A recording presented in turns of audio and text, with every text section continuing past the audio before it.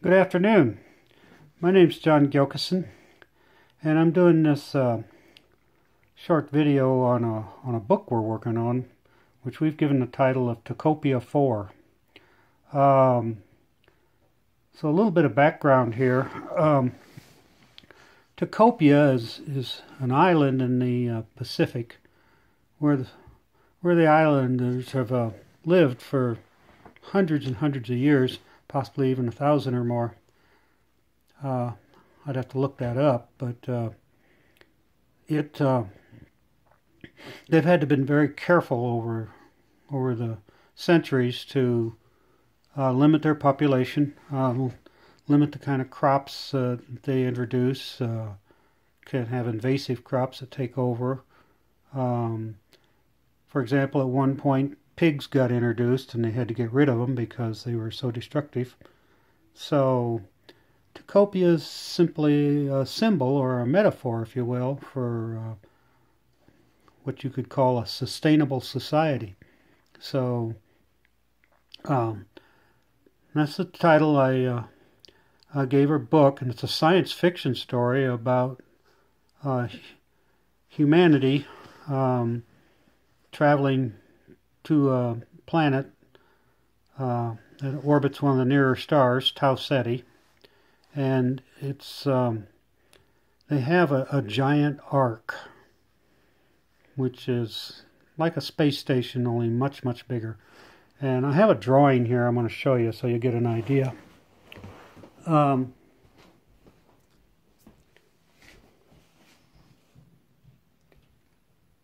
Right there. It's like a bicycle tire, practically, and it's 1,000 kilometers in diameter around this wheel.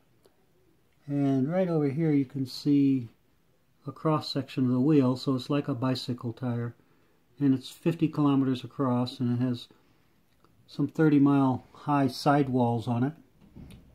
And so it holds an atmosphere. And the whole thing rotates, so it has an artificial gravity from centrifugal force. And right in the center there, you have an artificial sun, which is a little fusion-powered sun. And it's in a giant spaceship, which kind of makes the axis for the hub for the wheel. But you're seeing it face on here. What you're actually seeing there in the cross-section there is the baffle, which separates the night from the day. So you've created an artificial world with a day-night cycle with an artificial sun. And so that's the basis of the book. Now what's happened is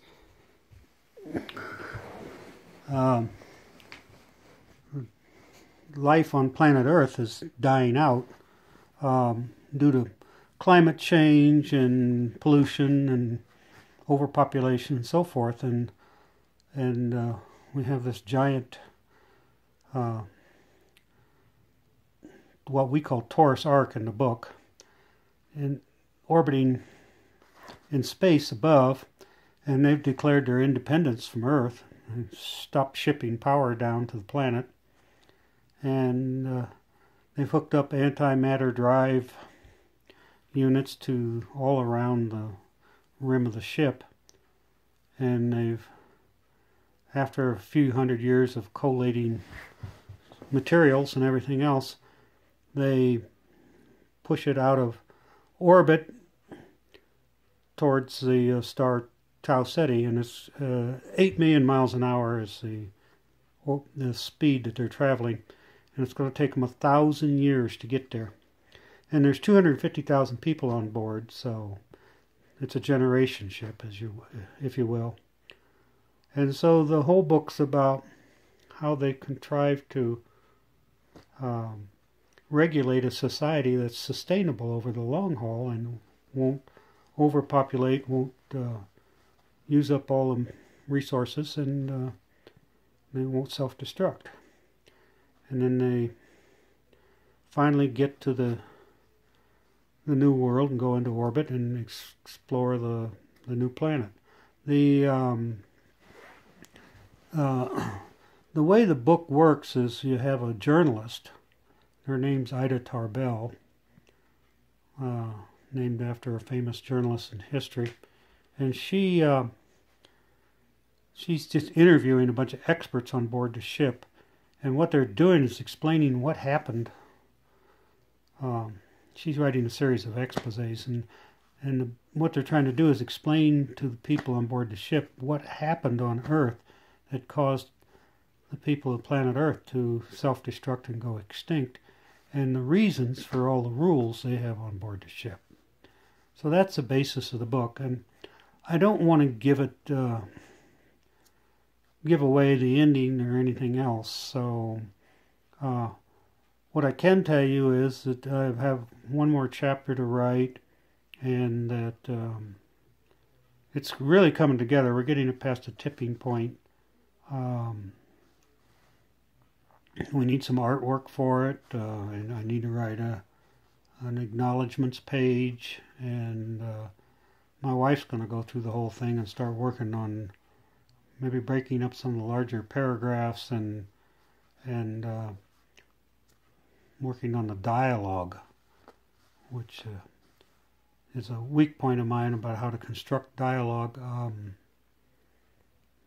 as far as technical issues of where the quotes go and when you stop and start and so forth. So I can imagine within the next month or two we'll get this book published. I see no reason why not. It's really come together. It's past a tipping point now, is the way I look at it. The book is there. It just needs a lot of burnishing and polishing and so forth. So, and I think it's going to be a really interesting book. It's I think you can talk a lot about the problems we have in the present day through fiction, much better than you can talk about the issues of the present day directly by just talking about them. Because through literature you can use alliteration and symbols and comparisons.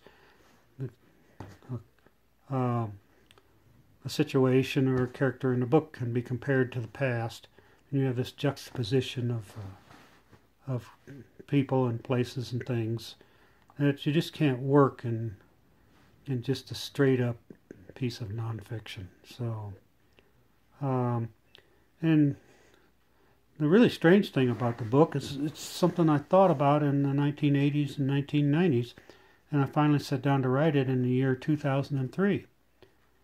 And I think I wrote about 4 chapters, and I put it down, and I didn't even write on it again hardly until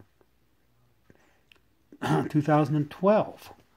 And then the book sat here for another 6 years while I said, well, I just don't have an ending. I don't know where I want to go with this.